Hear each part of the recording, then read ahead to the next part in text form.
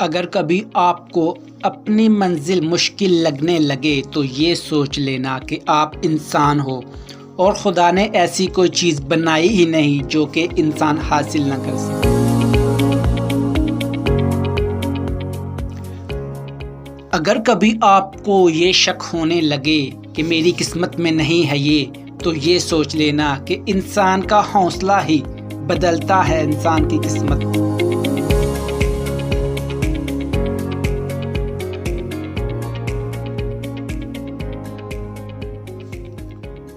अगर कभी आपको ये समझ में न आए कि ये होगा कैसे, तो ये सोच लेना कि करने वाला तो इंसान की शाहरग के करीब है।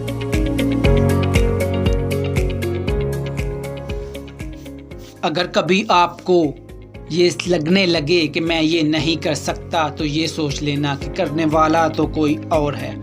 और वो देखता है इंसान की नीयत, वो देखता है इंसान का हौसला, वो देखता है इंसान की मेहनत।